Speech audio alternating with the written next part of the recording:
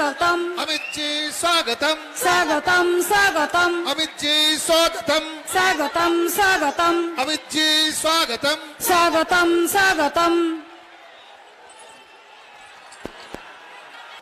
अमित जी स्वागतम अमित जी स्वागतम अमित जी स्वागतम स्वागतम स्वागतम स्वास्थ्य मंत्री अमित जी सुस्वागतम स्वागतम स्वागतम अमित जी स्वागतम स्वागतम स्वागतम अमित जी स्वागतम स्वागतम स्वागतम अमित जी स्वागतम स्वागतम स्वागतम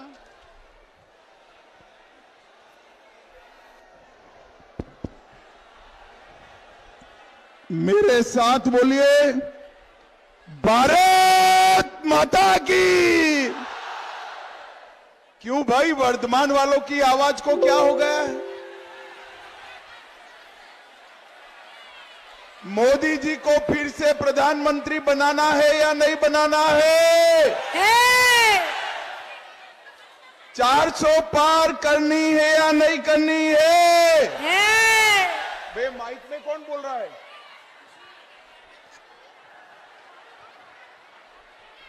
बंगाल में 30 से ज्यादा सीटें जीतनी है या नहीं जीतनी है?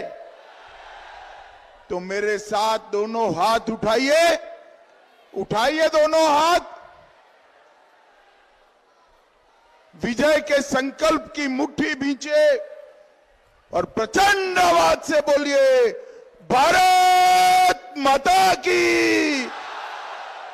वंदे वंदे जय श्री राम, जय जय श्री राम।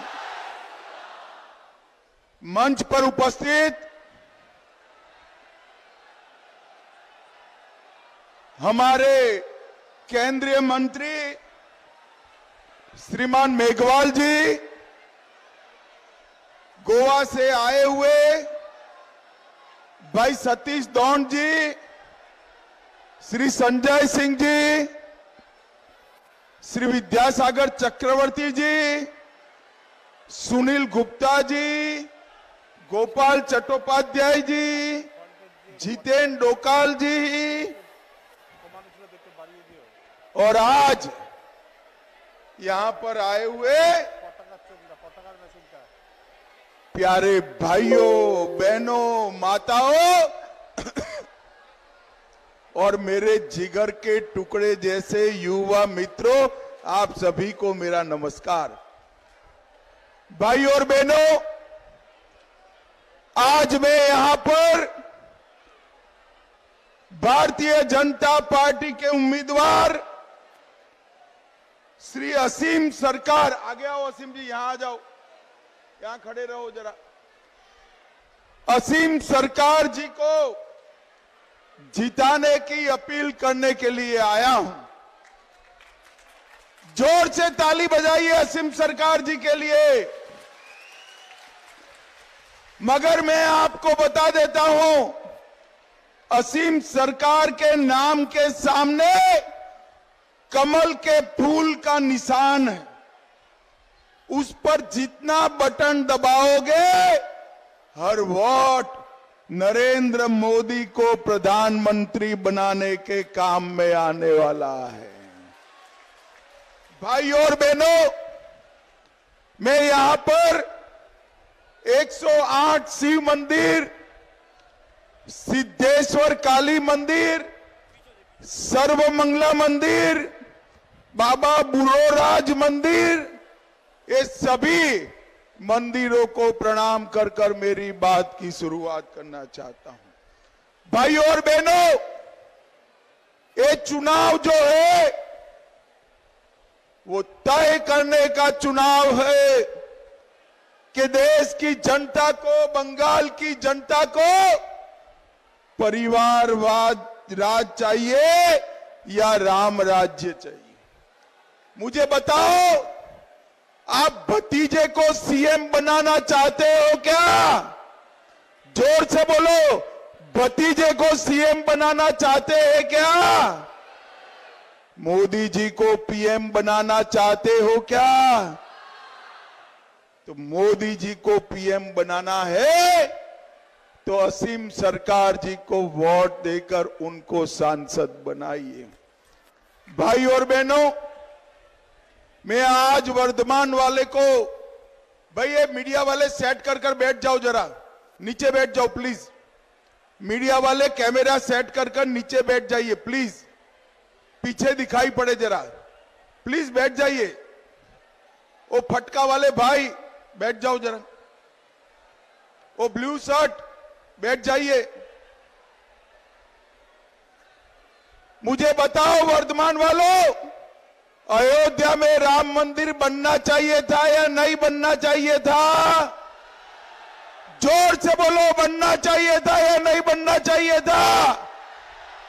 एक कांग्रेस पार्टी, तृणमूल कम्युनिस्ट सब मिलकर 70 साल तक राम मंदिर के मसले को अटकाते रहे, भटकाते रहे, लटकाते रहे। आपने मोदी जी को 18 सीटें दी, दूसरी बार प्रधानमंत्री बनाया। मोदी जी ने 5 ही साल में राम मंदिर का केस भी जीता, भूमि पूजन भी किया और प्राण प्रतिष्ठा कर जय श्री राम कर दिया। भाई और बहनों, कई सालों से हमारे देश की जनता और राम भक्त चाहते थे कि अयोध्या में राम मंदिर बने, ये लोग रोक कर बैठे थे। और जब राम मंदिर बना तब उनको निमंत्रण भेजा गया, ममता दीदी को भी दिया, भतीजे को भी दिया, मगर वहां नहीं गए। क्यों नहीं गए मालूम है वर्धमान वालों? क्यों नहीं गए? ये वो घुसपैठियों से डरते हैं, इसलिए रामलल्ला के प्राण प्रतिष्ठा में नहीं गए, मगर मोदी जी ने प्राण प्रतिष्ठा कर दी। भाई और बहनों, मुझे बताओ, ये कश्मीर जो है हमारा है या नहीं है? जोर से बोलो, है या नहीं है? धारा 370 हटनी चाहिए थी या नहीं हटनी चाहिए थी? ये ममता दीदी कहती है धारा 370 मत हटाओ। अरे ममता दीदी, आपके कहने से देश नहीं चलता। मेरे बंगाल की जनता चाहती है कि कश्मीर में भारत का झंडा आसमान तक फैलाए, आसमान तक फैलाए। और भाई और बहनों, मोदी जी ने 5 अगस्त 2019 को धारा 370 को समाप्त कर कश्मीर को हमेशा के लिए भारत का हिस्सा बना दिया। भाई और बहनों, यहां पर बंगाल के अंदर, देश के अंदर मोदी जी ने 10 साल में ढेर सारे गरीबों के कल्याण के लिए काम किए। आपके यहां बंगाल में करोड़ों लोगों के यहां, गरीबों के यहां जो मुफ्त चावल आता है वो नरेंद्र मोदी जी ने भेजा हुआ है। 12 करोड़ लोगों के घर में टॉयलेट, शौचालय बनाने का काम नरेंद्र मोदी जी ने किया। 4 करोड़ गरीबों को घर देने का काम नरेंद्र मोदी जी ने किया। 10 करोड़ लोगों को गैस का सिलेंडर देने का काम नरेंद्र मोदी जी ने किया। और 14 करोड़ लोगों के घर में नल से जल पहुंचाने का काम नरेंद्र मोदी ने किया। मगर ये दीदी मोदी जी की योजनाओं को नीचे नहीं पहुंचने देती। मैं आपको बताने आया हूं वर्धमान वालों, असीम सरकार को जिता दो, 30 से ज्यादा सीटें मोदी जी की झोली में डाल दो। बंगाल में 5 लाख तक का सारा इलाज free of cost Narendra Modi ji करने वाले हैं। भाई और बहनों, ये दीदी और उनका भतीजा अभिषेक दोनों भाजपा से डरे हुए, हमारे नेताओं के होटल बुक नहीं होने देते, उनको गाड़ी नहीं मिलती है, जो होटल बुक होते हैं ममता के गुंडे खाली करा देते हैं। और मित्रों, मैं बताने वाला हूं आपको कि भारतीय जनता पार्टी का कार्यकर्ता डरने वालों में से नहीं है। ममता दीदी, जितना संतरास करना हो वो कर लो, आपका और भतीजे का विदाई अब सुनिश्चित है, आपको जाना है, तय कर दिया है। भाई और बहनों, 21 के विधानसभा चुनाव में बनेश्वर रॉय, संदीप घोष, सुशील मंडल, रोबिन पॉल, सुखदेव प्रामाणिक, बलराम मांझी, काकाली क्षेत्रपाल, दुर्गाबाला बाग, भादुदास, शोभ हांसदा, ये सारे भारतीय जनता पार्टी के कार्यकर्ताओं को दीदी के गुंडों ने मार दिया। मैं आज दीदी बताकर जाता हूं, जिन जिन ने भी ये हत्या करी है, हमारी सरकार बनाने के बाद पाताल में से भी उनको ढूंढकर जेल की सलाखों के पीछे डालने का काम भारतीय जनता पार्टी करेगी। हमारे कार्यकर्ताओं पर चरस गांजा का केस करते और कोर्ट उनको निर्दोष छोड़ देती। ममता दीदी, शर्म करो, शर्म करो। निर्दोष गरीब कार्यकर्ताओं पर नारकोटिक्स के केस करती हो। अब आपके दिन भर गए हैं दीदी, आपके दिन भर गए हैं। भाई और बहनों, मोदी जी की सारी योजनाओं को ममता दीदी अपना नाम लगाकर नीचे भेज रही है। पीएम फसल बीमा योजना, उसको बांग्ला फसल बीमा योजना कर दिया। नरेंद्र भाई ने घर दिया, पीएम आवास, बांग्ला आवास किया। स्वच्छ भारत अभियान, मिशन निर्मल बांग्ला कर दिया। पीएम गरीब कल्याण अन्न योजना, खाद्य साथी योजना, जल जीवन मिशन को जल स्वप्न परियोजना। और इसमें भी मोदी जी ने बंगाल के लिए लगभग 10 लाख करोड़ रुपया भेजा है। कितना भेजा है भाई बताओ तो? मैं फिर से कहता हूं, ध्यान से सुनो। नरेंद्र मोदी जी ने 10 लाख करोड़ रुपया दीदी को बंगाल के विकास के लिए भेजा है। आपके गांव में कुछ आया है क्या? जरा जोर से बोलो, आया है भाई? आया है? कहां गया? कौन खा गया?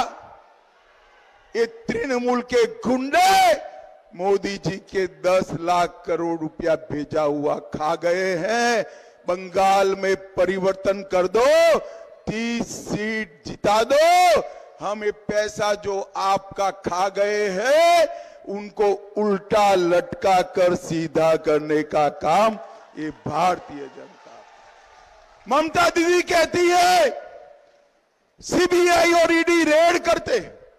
अरे ममता दीदी, आपके मंत्रियों के घर में से ये स्टेज पूरा भर जाए, इतना रुपया निकला।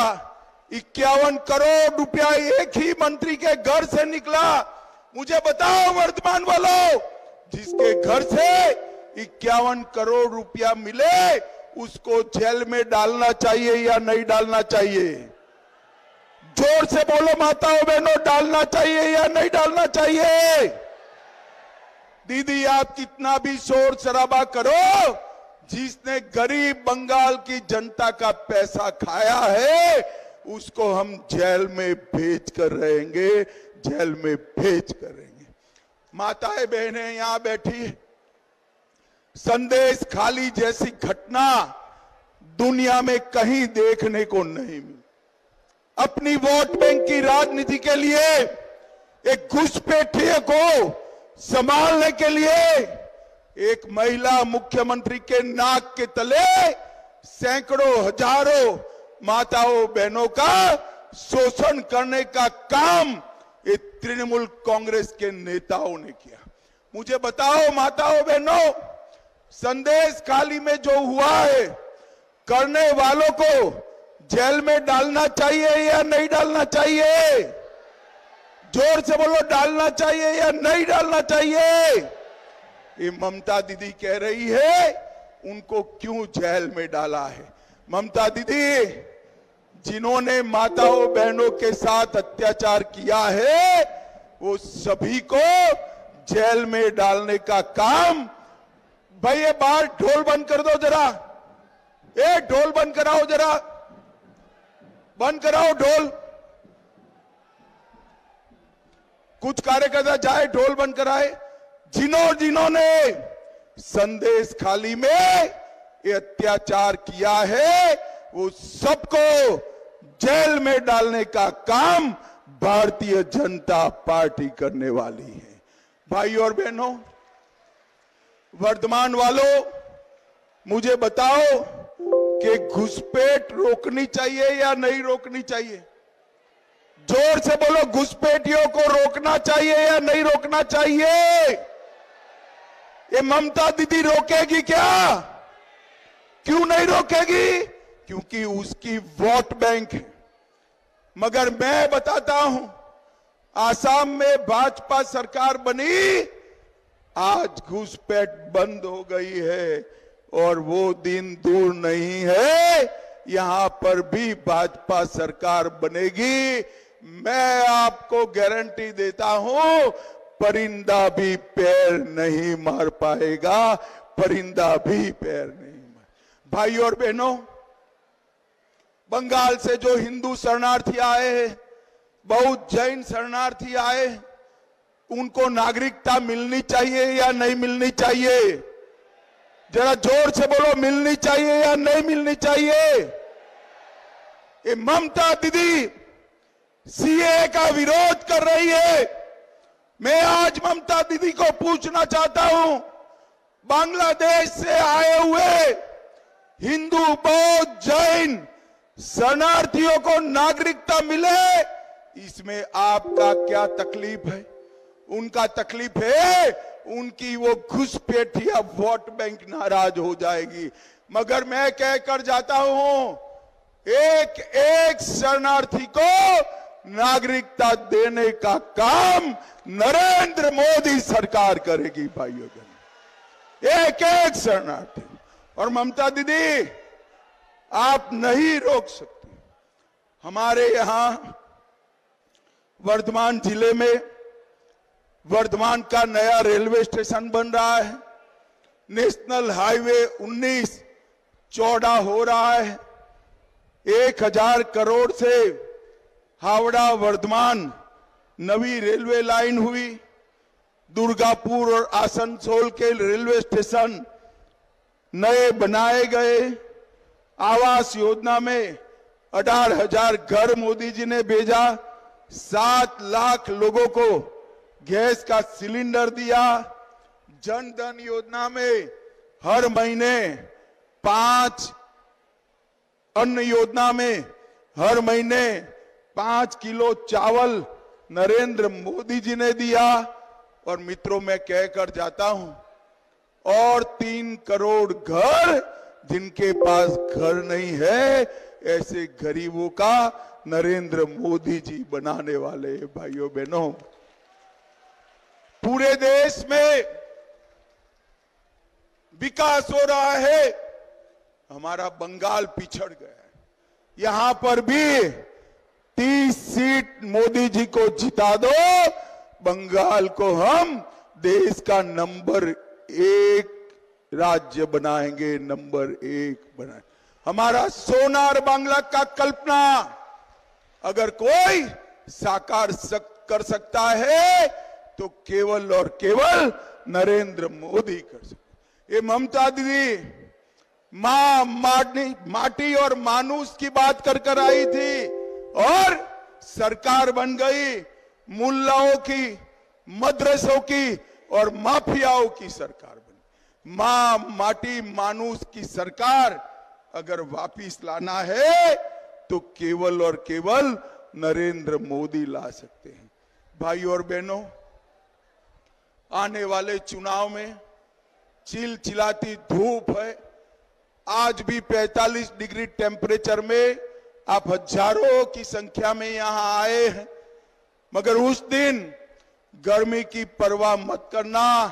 1 घंटा अपने बंगाल के लिए निकालना, मेरे भाई असीम सरकार को प्रचंड बहुमत के साथ जिताना।